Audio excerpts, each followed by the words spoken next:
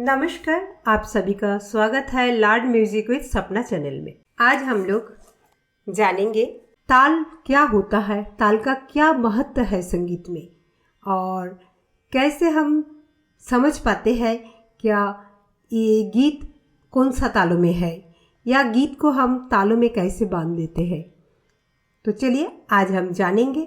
बहुत सहज और सरल भाषा में आप लोगों को आज मैं समझाने की प्रयास करूंगी और उम्मीद करती हूँ कि आप इसके बाद खुद ही कोई भी गाना कौन सा ताल पर है ये आप खुद समझ पाएंगे और खुद ही से वो गाने का नोटेशन को ताल में बना पाएंगे।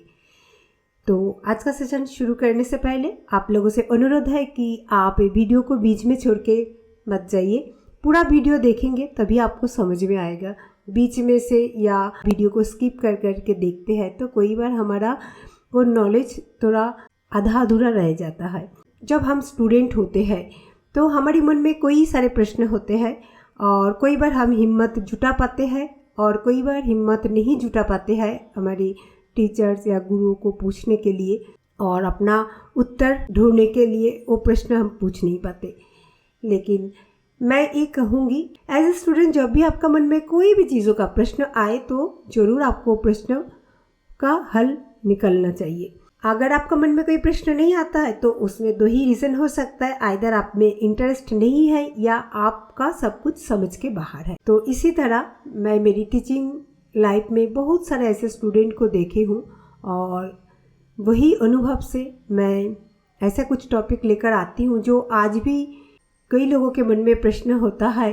क्या हमारे जो गुरु होते हैं या हमारे टीचर होता है या जिन्हें हम गुणीजन मानते हैं, रिस्पेक्ट करते हैं और संगीत का ज्ञान है, तो कैसे उन्होंने कोई भी गाना सुन के बोल देता है ये तालों में है, या कोई भी गीत को बांधना हो तो फटाफट उसी को एक ताल में बना देते हैं, नोटेशन लिख डालते हैं। ये कैसे संभव होता है और मुझसे क्यों नहीं होता है।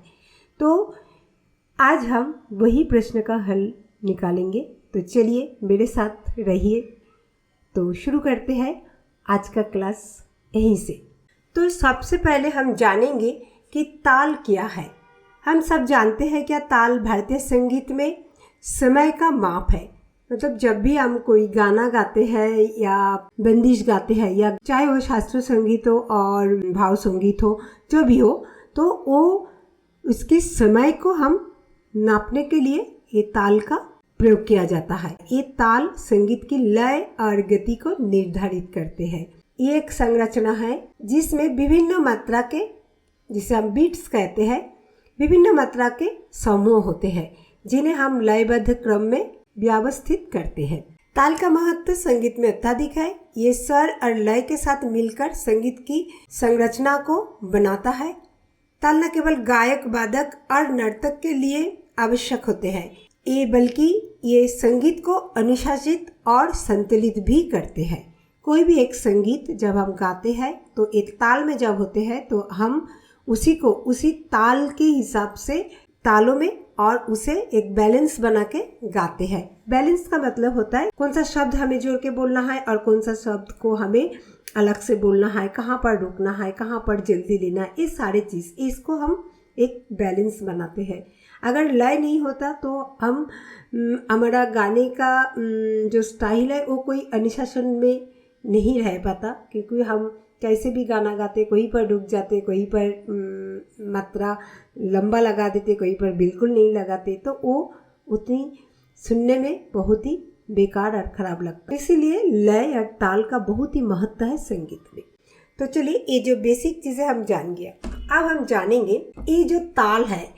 जैसे आज हम दो ताल उठा लेंगे, जैसे कहरबा और मान लीजिए ताल दादरा, एक 8 मात्रा और एक 6 मात्रा। तो ये ताल बने कैसे और कैसे हमें पता चला क्या ये 8 मात्रा का ही है और ये 6 मात्रा का भी है। तो खासकर हम लोग जानते हैं शास्त्रीय संगीत तो हम 16 मात्रा में गाते हैं, चाहे वो बंदिश हो, मध्य लय हो, द्रुत लय हो और कई बार विलंबित लय भी हम गाते हैं। तो ये जो कहरबा ताल है, अक्सर हम जो भी गीतें गाते हैं तो ये देखा जाता है क्या ताल दादरा या कहरबा या रूपक इस तरह के तालों में ही आबद्ध होते हैं। तो जब एक गाना तैयार होते हैं, मान लीजिए एक फिल्म में एक गाना तैयार हो रहा है, तो वो गाना को जब वो गाना को कंपोज करते हैं, लिखने के बाद जब वो गाना को गाया जाता है, तो गाते वक्त उसको तय कर लिया जाता है कि इसे हम कितने मात्रा पर गाएंगे, क्योंकि वो मात्रा अगर तय नहीं करेंगे तो फिर वो गाने की कौन सा बोल पे, कौन सा शब्द पे हम मात्रा लगाएंगे और कहाँ नहीं लगाएंगे, जोड़ के बोलेंगे, ये सारे चीज़ डिसाइड होता है एक लय में। सबसे पहले देखिए, अब हम चलते हैं ताल कहरबा।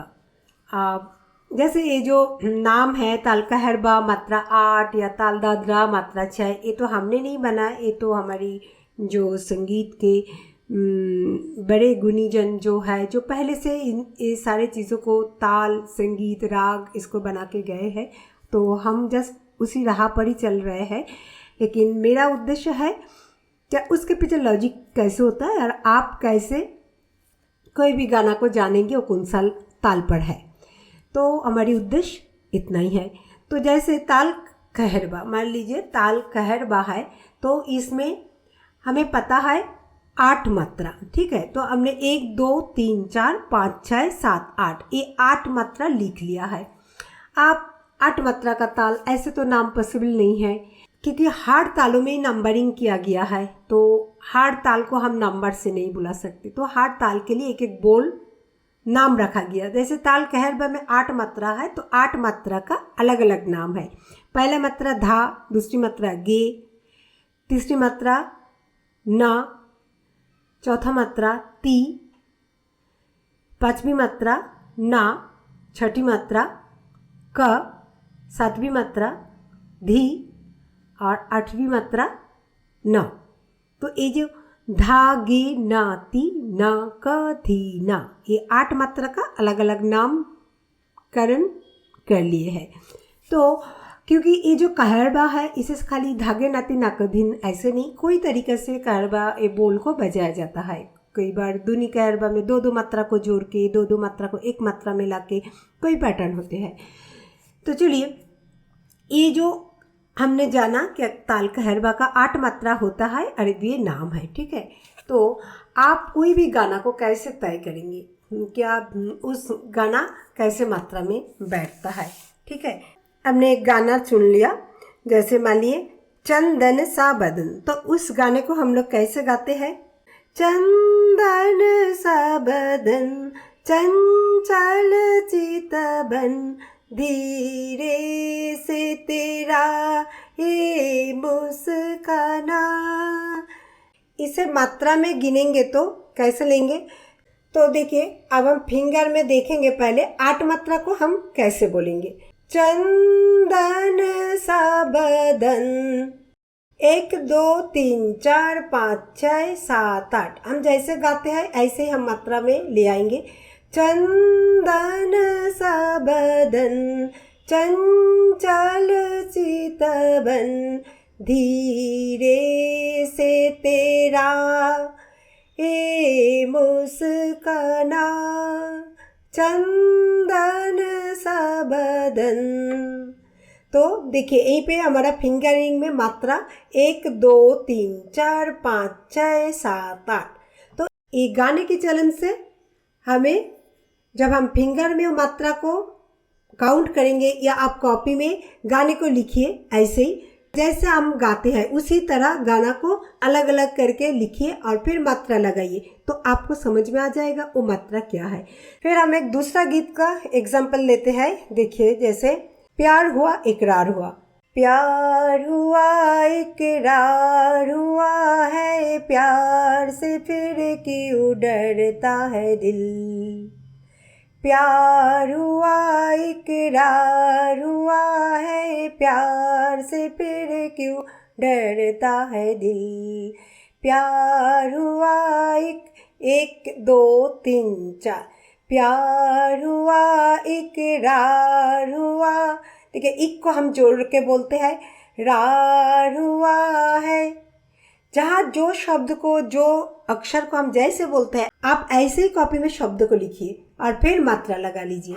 फिर से देखिए फिंगर में, प्यार हुआ इकरार हुआ है, प्यार से फिर क्यों डरता है दिल, प्यार हुआ इकरार हुआ है, प्यार से फिर क्यों डरता है दिल। तो ये जो मात्रा लगाना, कई बार होता है हम मात्रा जब लगाते हैं जहाँ पर एक एक डैश लगाता है, मतलब कहाँ पर हमें रुकना होता है। अक्सर हम जब गाते हैं तो वो मात्रा को हम भूल जाते हैं या वो हमारे दिमाग से स्लिप हो जाता है। हम वो मात्रा को अगर मिस कर देते हैं तो हमारा लय गड़बड़ा जाता है। तो ये रीज़न होता है, जब आप कोई भी गाना गाए तो पहले समझ ले कि वो गाना कौन सा ताल पर है, और उसको गाना का वो 8 मात्रा की बीट है, 6 मात्रा का बीट है या 7 मात्रा की बीट है। मान लीजिए अगर हम सोच लेते हैं कि आपको ताल का बारे में पता नहीं है, मतलब कौन सा ताल क्या नाम है क्या बोल है, आपको कुछ जानने की ज़रूरत नहीं है। आप बीट को ध्यान में रखिए, ये 8 मात्रा बीट का ताल है या 6 मात्रा है या 7 मात्रा है या 12 मात्रा है, जो भी। अगर 8 मात्रा हो तो उसका 4-4, जैसे 8 मात्रा 16 मात्रा ऐसे जाएगा, कभी वो 11 मात्रा नहीं बनेगा। सेम अगर 3 का बीट होता है तो 6 मात्रा से 12 मात्रा ऐसे चलेगा। तो आप ऐसे गाने को फिंगरिंग करके फिंगर में एक एक मात्रा गिनती कीजिए, या आप प्लेन एक कॉपी लीजिए और गाना को कैसे गाते हैं सेम ऐसे ही एज इट इज हूबहू आप कॉपी में लिखिए। जैसे अभी मैंने गाया, प्यार हुआ इकरार हुआ है, प्यार से फिर क्यों डरता है दिल। देखिए ये लाइन पूरा हुआ, फिर प्यार में आ जाता है, ये 8 मात्रा में बैठ गया। तो चलिए अब हम चलते हैं दादरा में, देख लेते हैं। तो दादरा में सेम 6 मात्रा है, तो अगर हम 6 मात्रा का नामकरण करें तो धा धी ना, धा तू ना, 1 2 3 4 5 6। ठीक, तो अब हम कोई एक गाना को लेते हैं, तो जीना यहाँ मरना यहाँ। तो देखिए उसी में पहले हम फिंगर काउंटिंग करें, जीना यहाँ मरना यहाँ, इसके सिवा जाना कहाँ, जीना यहाँ मरना यहाँ, इसके सिवा जाना कहाँ। इसमें हम देख रहे हैं 6 मात्रा। तो अगर आप गाना को कॉपी में लिखते हैं तो कैसे लिखेंगे, जीना यहाँ 1 2 3 4 5 6, मरना यहाँ 1 2 3 4 5 6, इसके सिवा 1 2 3 4 5 6, जाना कहाँ। ये जो कहाँ, यहीं पर 2 मात्रा लगे, अगर यहीं पे आप 1 मात्रा मिस कर देते हैं तो आप ताल के बाहर चले जाते हैं, फिर ताल बिगड़ जाता है। तो गाना को समझने के लिए आप कॉपी में उसको बिल्कुल स्प्लिट कर दीजिए हर वर्ड को, और करके फिर आप मात्रा को बिठा लीजिए। तो देखिए आप लय में भी पक्का रहेंगे, और कम से कम आपको इतना पता लग जाएगा कि ये 6 मात्रा ताल में हम गाना गा रहे हैं या 8 मात्रा ताल में गाना गाए। चाहे उसका बोल आपको याद रहे ना रहे कोई बात नहीं, आपको ये कौन सा बीट के ताल में आप गाना गा रहा है इतना आप कंफर्म हो जाएंगे, और आप बिल्कुल बराबर बीट के साथ गाना को गा पाएंगे। और यही मात्रा जब हम समझ नहीं पाते तो हम तालों में बहुत कच्चा रह जाता है। तो अगर आप ताल को पक्का और मजबूत करना चाहें तो यही एक सहज सरल और बेस्ट तरीका है, अपना आपको खुद से आप ताल को मजबूत करिए। कुछ चीज़ें होता है कोई आपको हाथ पकड़ के नहीं करा सकते, उसको आपको कोशिश करते करते ट्राई करते करते खुद को वही जगह पर लाके खड़ा करना है, खुद को मजबूत बनाना है। आपको राह दिखा सकते हैं लेकिन चलना आप ही को है ना। तो देखिए और एक गाना अगर हम देखें तो, तेरा मेरा प्यार अमर, तेरा मेरा प्यार अमर, यहीं पर एक मात्रा, तेरा, देखिए यहीं पर एक मात्रा, मेरा एक मात्रा, प्यार अमर, यहीं पर एक मात्रा, फिर क्यों मुझको, ओम एक मात्रा, फिर क्यों मुझको लगता है डर, डर, फिर क्यों मुझको लगता है डर, तेरा मेरा प्यार अमर, फिर क्यों मुझको लगता है डर। तो हमारा गाने का स्टाइल कैसा है, हम जैसे गाते हैं ऐसे कॉपी में लिखेंगे, तेरा मेरा प्यार अमर, फिर क्यों मुझको लगता है डर।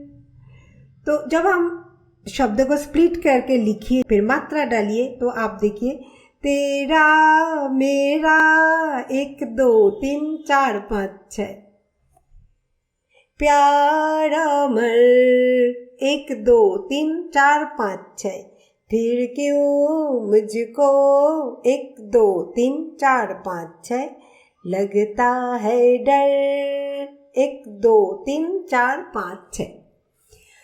तो इस तरह कोई भी गाने को आप लय में डालकर खुद से पता लगा सकते हैं क्या वो गीत कौन सा ताल पर आधारित है, या आपको वो गीत कौन सा ताल के साथ वो गीत को गाना चाहिए। आशा करती हूँ कि आज का एपिसोड से आपका बिल्कुल लय क्लियर हो गया, लय पक्का हो गया, तो आप इसके बाद लय में कच्चा नहीं रह सकते। ये एक बिल्कुल तरीका है जो आप अपना लय को खुद से मजबूत करिए। मैंने आज पूरा कोशिश की हूँ आपको जितनी सहज और सरल भाषा में समझाया जाए। ताल से डरना नहीं है, ताल से कैसे दोस्ती करना है और ताल को कैसे समझना है। कोई भी गाना हो, चाहे वो क्लासिकल सॉन्ग हो और वो फिल्म गीत हो। अगर वीडियो आपको पसंद आए, अच्छे लगे तो ज़रूर एक लाइक करिए और दोस्तों को शेयर करना ना भूलें। अगर कोई पहला बार मेरे चैनल पर आ रहे हैं तो आपसे अनुरोध है क्या आप ज़रूर मेरे चैनल को सब्सक्राइब करके बेल आइकन को प्रेस करके रखिए, ताकि आपके पास इसी तरह बहुत अलग अलग नए नए वीडियोस का नोटिफिकेशन पहुंच पाए। फिर मिलेंगे अगले क्लास में कुछ नए वीडियो के साथ। तब तक धन्यवाद।